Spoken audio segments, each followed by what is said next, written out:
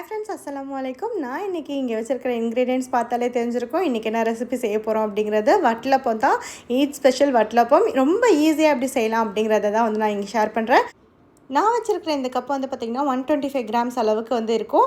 இதில் வந்து பார்த்திங்கன்னா 50 கிராம்ஸ் அளவுக்கு நான் முந்திரி எடுத்துருக்கிறேன், 75 கிராம்ஸ் அளவுக்கு நான் வந்து பாதாம் எடுத்துருக்கிறேன். இது கூட அதே கப் அளவுக்கு சுகர் சேர்த்துருக்கிறேன். அதுலேயே 2 கப் அளவுக்கு தேங்காய் பால் எடுத்துருக்கிறேன். அதில் அரை கப் மட்டும் இதில் சேர்த்துட்டு நம்ம இதை வந்து நல்லா கிரைண்ட் பண்ணி எடுத்துகிட்டு வந்துடலாம்.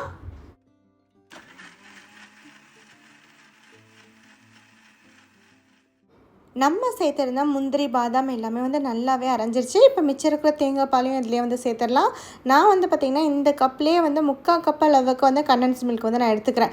இதில் வந்து ஃபுல்லாகவே கண்டன்ஸ் மில்க் வந்து எடுத்துக்கலாம். நல்லா தித்திப்பாக சாப்பிட்றவங்க, நாங்கள் வந்து சுகர் கொஞ்சம் கம்மியாக சாப்பிடுவோம் அப்படிங்கிறதுனால நான் வந்து 3/4 கப் அளவுக்கு மட்டும் எடுத்துருக்கிறேன்.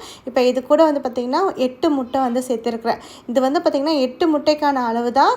எல்லாமே வந்து 125 கிராம் அளவு கப்பில் தான் நான் வந்து அளந்துருக்கிறேன். ஸோ இது எல்லாம் வந்து கரெக்டாக நம்ம மெஷர்மெண்ட் போட்டிருந்தோம்னா நல்லா சூப்பராக டேஸ்டியாகவே வரும். இந்த மாதிரி ஒரு பெரிய மிக்ஸி ஜாரில் எல்லாத்தையும் சேர்த்து ஒன்றா அடிச்சிட்டோன்னா நமக்கு வேலையும் பார்த்திங்கன்னா ரொம்ப ரொம்ப ஈஸியாக முடிஞ்சிடும். இந்த மாதிரி வந்து 8 முட்டையும் வந்து இதில் நான் சேர்த்துக்கிறேன். இப்போ இது கூடவே வந்து பார்த்திங்கன்னா ஒரு பிஞ்ச் அளவுக்கு ஏலக்காய் தூள் வந்து சேர்த்துக்கலாம். ஏலக்காய் தூளில் கொஞ்சமாக சுகர் சேர்த்துட்டு இந்த மாதிரி ஃபைனாக அரைச்சி வச்சுருக்கிறேன், அதான் சேர்த்துக்கிறேன். இது கூட வந்து ஒரு பிஞ்ச் அளவுக்கு சால்ட் வந்து நம்ம சேர்த்துக்கலாம்.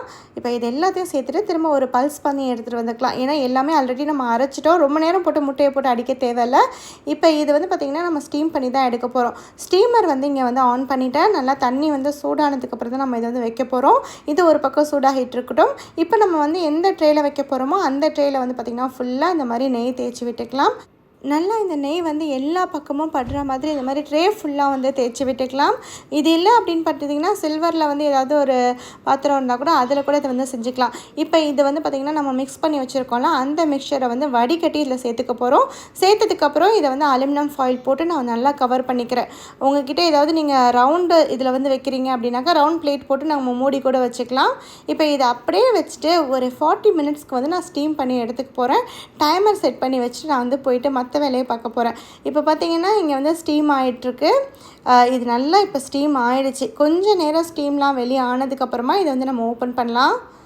பார்த்திங்கன்னா நல்லா வந்து சாஃப்டாக சூப்பராக வந்து வட்டலப்பம் வந்து ரெடி ஆகிடுச்சு. இப்போ நான் இதை வந்து எடுத்து காமிக்கிறேன் பாருங்களேன்.